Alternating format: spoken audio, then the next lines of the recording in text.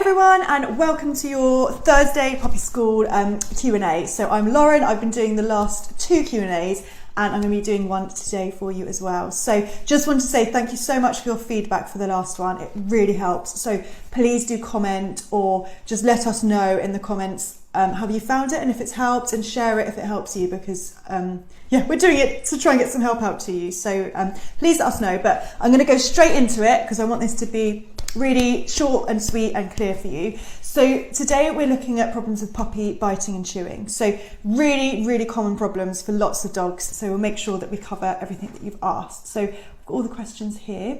So the very first one, someone said, so they've got a 14-week-old Sprocker who's very enthusiastic, who's biting the boys' legs in pajamas. They try and turn away and be boring. So I'll address that first. So puppy biting is really a difficult thing to get over. I absolutely appreciate that. It's really hard. So what we want to look at with that one is that there are going to be times that your puppy is worse, and during those times I think it's best to try and manage it. So in the mornings when everyone's rushing around and you're trying to get the boys to school and you're trying to do something, I would say okay, for this time we're going to try and change our routine so she's got something to do. So it might be that she goes behind with a chew, or she goes in a playpen with a toy or a snuffle mat or a puzzle, or you scatter feed her food outside, but you do something that you're just managing it, because in that moment you're not going to be able to cope with two. You can't cope with the boys and getting them all ready. I think they're 10 and 12. So you've got enough on your plate there, and you've got a puppy that you're trying to deal with, and it's not going to be forever. So you're not going to be doing this, for 15 years. It's literally just this time when they are particularly prone to biting. That's the time that you really want to be looking at trying to manage it for that period. So what I would do is manage it in the mornings, and then when they've gone to school, bring her out, do loads of training, give her loads of attention, do all the stuff that you need to do in the time that you can give her your full attention. I know that's not always the answer that people want, but it's definitely the easiest answer, just to fill the gap, just until their teeth have come out, or until their biting's got better. Focus on the things that you need at the time. They try to turn away and stand still, which is really good. I just say, all the comments, loads of people are doing the right stuff, which is amazing. So yeah, you're completely right. You don't want them to go, and shriek and make themselves a really fun toy. So what I would probably say is, in that situation, especially when they got their school clothes on, is just, you could leave like a little, I would say manage it. If she's out with you, just leave a long line on or something, or get a particular toy out that she only gets at that time in the morning. So a really big stuffed squidgy one, she only gets at that time, so she's going to divert it onto that, and then when the boys have gone to school, you pick it up and you keep it back for the next morning. So try those things. And with the boys, if they're children, I tend to say you go and rescue them. So them standing still is so good, so well done to them. And you just be like, okay, we're going to move you over here, or we're going to distract you with this toy. So you're doing all the right stuff, but I think it's just making it easier on yourself and not feeling guilty for managing it at that time. You said also in the evenings you'd like to relax. She gets on the sofa, she bites the cushions. So again, I would look at I think this whole thing is look at structuring your routine. So think of the times where you cannot give your attention to two things at once. And at those times, they're the times that you would say, okay, we're going to put her somewhere where she can settle. So it might be in a playpen in the same room. It might be you have a line trailing so you can just move her away. And to try and make sure in the times when you can really focus on her, you use that time to tire her out. So mental stimulation, physical stimulation, taking her out, giving her toys to play with. You kind of structure your day like this, rather than it being, all or nothing, if that makes sense. So in the evenings, you're probably knackered, you probably want to sit down on the sofa. I would probably have her on a bed, with you. I'd drop her food, or I'd give her a Kong, or I'd give her something to do. So when you're actually there, she's not jumping up and biting the cushions.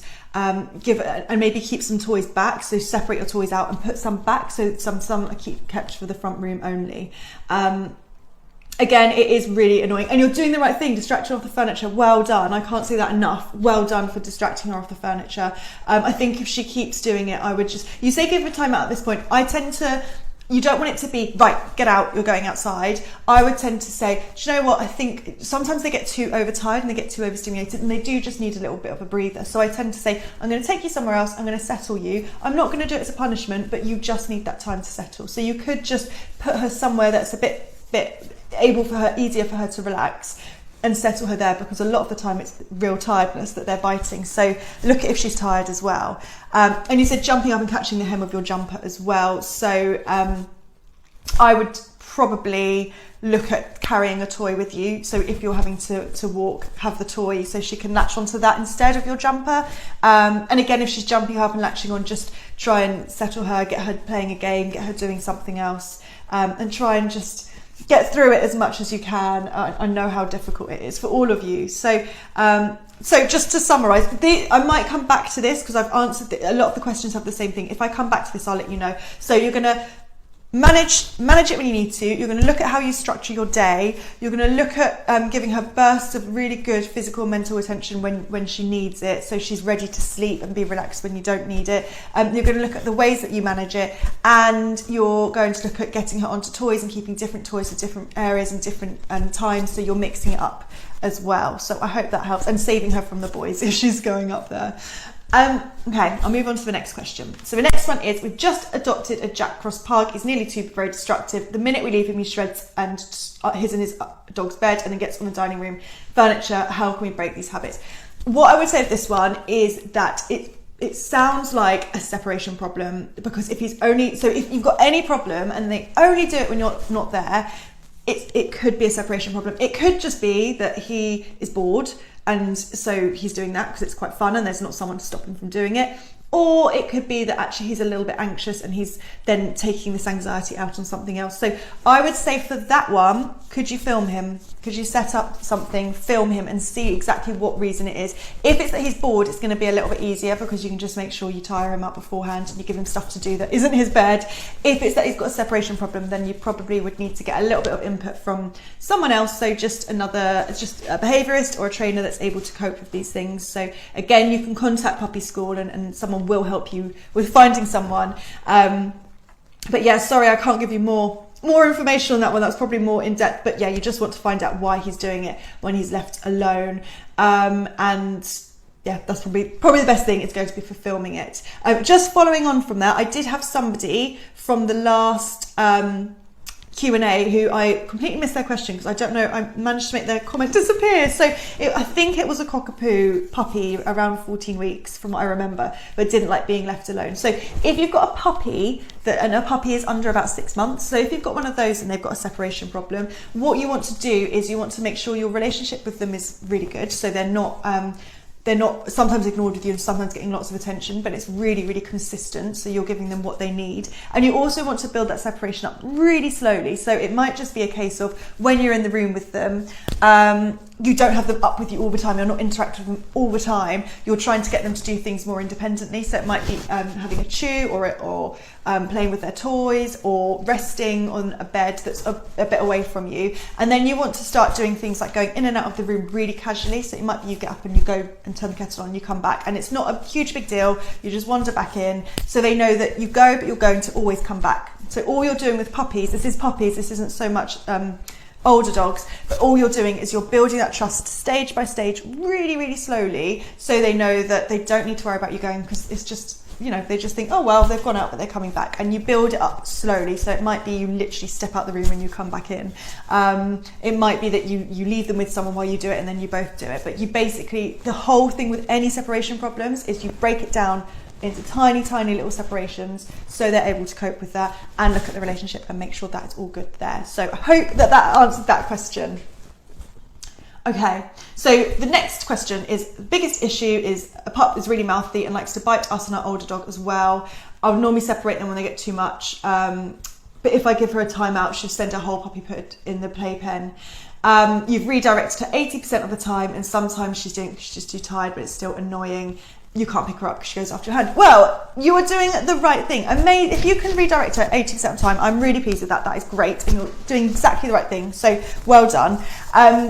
So you haven't said how old your puppy is, but it sounds like she's probably quite young and it is puppy biting. You're completely right. If she's playing with your older dog, then you want to be the one that referees it. So don't let her, especially if you've got a really patient dog, don't let her keep going back and biting, especially if your dog's going, oh, please save me. So I would keep moving her away, and I think then give your other dog, or her, but if your other dog wants to escape, give them an escape route and let them go somewhere else. you you mentioned one thing, which is tiredness, which is such an important thing to consider, is that over tiredness will cause your puppy biting to be really bad. So if they've not had a sleep for a couple of hours and they're quite young, then I would probably say that frenzied snatching and they bite harder and they go into a frenzy, that's probably that they need to sleep. So it's not about saying, right, again, you're not doing that punishment, but you're going to settle them, get them sleeping, put them somewhere that they can relax, and you'll find that they will probably conk out quite quickly. It sounds like you're right, she's probably doing it because she's really tired.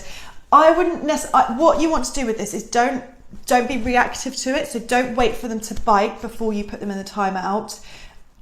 Try and get in before the biting. So for all of these things, if you know at 6 o'clock in the evenings, we all sit down for TV and the puppy goes mad, then you want to go, okay, well, at 5:30, we'll take them out for a walk.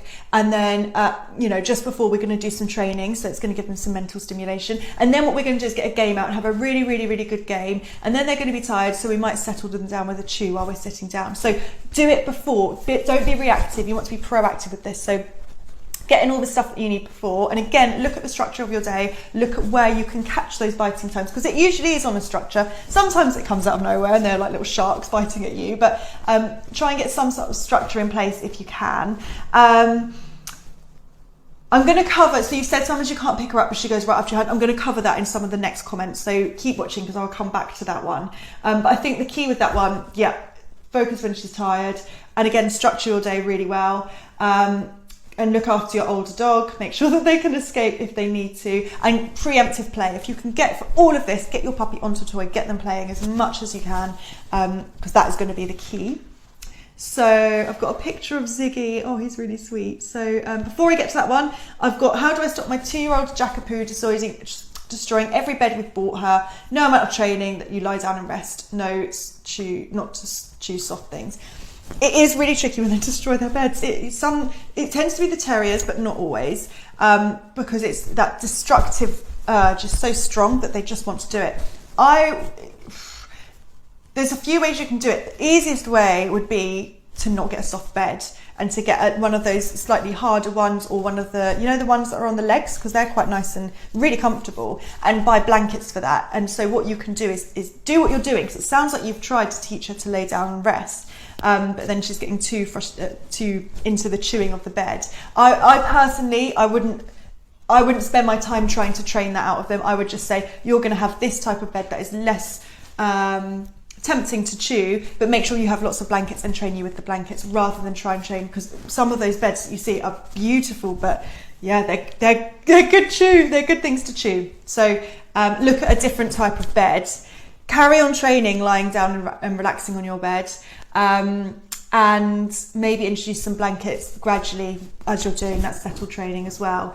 But don't make it hard for yourself. Don't try and buy these really plush beds, because some dogs just find it really difficult and they chew. The other thing you can do is give her lots of different things to chew. So it sounds like she really wants to destroy. So maybe getting the kind of toys, the ones that you get these tiny little toys and they fit inside like a bigger toy. I'm not explaining this very well, but you can get ones where they pull the toys out, so it's almost like they're plucking the toys out, or you can get a holy ball and stuff fleece in and they can pull the fleece out. So what you might want to do is replace that destructive urge with something else that they can destroy, and that might channel it somewhere else. So that could be something else you can try.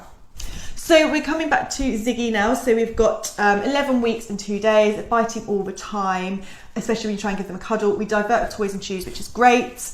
But would rather bite your hand or feet or jumper instead. And would try and get to your hand when you're playing with the toys. So I would say that our hands and our feet and our clothes tend to be more fun for biting. Puppies find it more fun. It's, you're allowed to have this, but you're not allowed to have this, and this is dangling and moving. So you're doing the right thing, trying to divert. I would say that keep yourself still when you're playing and keep the toy the thing that moves, because I think a lot of the time we get really involved, but then we're moving around and we're fun to bite. So if you ever watch me playing with a puppy, I'm very, very still, but I'm keeping the toy moving really, really quickly and along the floor as well. If they're biting your hand, then the toy, I would do two. I'd do one, they bite that, and I'll say, get that one instead, good, get that one, and I'd be swapping them, so they're going from one to the other and not biting right up your hand. If they're biting your hand by mistake, get something bigger. So you want a really big toy that they're going to be able to latch onto and bite. it sounds like movement might be what Ziggy really likes. So I would keep things moving quickly, and again, keep swapping with them as well. You said that, and he's really young, so 11 weeks, he is probably going to be exploring with his mouth. So this isn't this isn't something I think, oh, that's shocking. You know, it is what puppies do. So keep yourself still. And you said you try time out and lift him off your lap onto the floor, so then he'll bite, and you stand up and walk away. So standing up and walk away is always a good one. They can go for the backs of your legs, but you just need to be quite, you know, oh, I'm just going to go and walk away and then come back. You're right, you don't want to use the crate as a punishment. So that's the right thing. You don't ever want to use these things as punishment. If you want to use them for anything, it's to settle them and give them a space to relax. So having a calm cuddle. So this is linking to the one underneath. So I'm just going to read the question underneath really quickly, and then I'll go over to the next thing. So puppy is very nippy at 11 weeks, so similar. Fresh and improved, but to get him used to touching our face without nipping, because you need to wipe away under his eyes. So, and there's another question that I said I was going to come back to. If you need to teach your puppy to be handled, and being handled links to the biting. So if you can teach your puppy to stand quietly, and you touch them and then you give them a reward, they start to learn that hands coming in are not something to bite, but they're actually something to just wait while you do what you need to do, and then they get the reward. So I would do, if you've got a puppy that anytime you reach for them, they just bite your hand, or you try and lift them up and they just aren't biting, I would do an exercise where you do it when they're relatively calm to get them used to it, but I would just do a touch and then reward, touch, reward, touch, reward. So they start to learn to stand nicely and to not, their initial reaction is not to go to try and bite you, but it's to just wait nicely and to get the reward. So I would practice that loads, and I'd practice that like maybe 3 times as much as you actually need to pick them up or move them when they're in a bitey mood, because that's going to help them learn hands come not to bite. So hopefully that helps. I'm just trying to think if there's anything else I need to add. Yeah, and 11 weeks is young. If you're doing the touch and reward, don't do it when they're in a frenzied mood. Do it when they're quite calm. Don't think, oh, they're biting. You know, the thing to remember, I'm just going to end with a little summary with biting and chewing. We've mainly covered biting. The thing to remember is puppies, time is such an important factor. So obviously we can make all these things easier. And if I had a puppy, I would probably would have much less biting than anyone else, because I'm a trainer and that's what I do. But it's something they do go through. So if you've got a puppy at 11 weeks, I tend to say if you go to a puppy school class, by the end of the 6th week, even though it seems like a long time, you should have started to see an improvement. So time in itself will help, but what you want is how to make, so what I'm giving you is ways to make this much easier. So I'm not giving you anything that is going to say, right, we're going to stop it dead, because we don't want to do, if you do things, that's getting into another argument, if you do things like that, you can have fallout down the line, but we're looking at things to make it easier, to make it so they're less likely to bite you. And it's just time. And the same with if you get the chewing, just so you know, when they get to about 14 weeks, 16 weeks, 4 to 6 months, they start to lose their teeth. So they might start chewing in a different way. So that can be another reason for the biting. So I tend to say by the time they've finished a puppy school course, their biting, their chewing should have started to improve. So hopefully that gives you a little bit of help that the time is going to be a huge factor. But what you want to do is put all these other management into place. You want to do toy play, you want to give them physical, mental stimulation, you want to set your day up, you want to set them up for success, you want to try and make sure that you're teaching them that hands come to stroke and not just to touch them. And yeah, so I hope that's answered everyone's questions. I'll go through and make sure that I have answered everything. So I have one more really quick question I was going to add on, which is somebody from the last week. So somebody from the last week had a 6-year-old miniature poodle and said that she will bite, she wants attention, but she'll bite if people come to touch her or stroke her. I'm not going to go into this in huge amount of detail, but all I'm going to say with this one is that it might be she wants attention, but she doesn't want her head touched. So a lot of dogs don't want actually their head reached for. If she's biting, then she's making a really clear sign to say, I don't want that to happen. So it's just a very overt way of her signalling, please don't come near me, please don't touch me. So in that instance, you say that she wants attention. I would say she probably doesn't want attention in that way with the hands reaching to her. So I would stop people from doing that in the first place. And I would, because you don't know as well if she's a rescue dog, which I think you said she was. It could be that she's had, you know, she likes being around people, but actually something's happened to her in the past that's made her not like hands coming towards her. So we don't know that. So I would just say stop strangers from reaching towards her. Make sure if she wants to come up, she wants attention from people, make sure she gets it without them reaching towards her. And I would also look up, if you look up the ladder of aggression, so just search for ladder of aggression on Google, it will come up. And that's a really clear sign of body language, because it might be she's giving you really subtle clues in body language that she doesn't want that to happen, but those clues are being missed. It might not, but it's always worth looking up and educating on her body language so you know what comes before she snaps. And also I would probably say get someone else, but get someone that can come in and help you, because that's a tricky one. Anyway, thank you so much everyone for listening. Please give us feedback. We hope that it's helped. I look forward to hearing if it's helped and hearing your comments, and I will catch you next time. Thank you.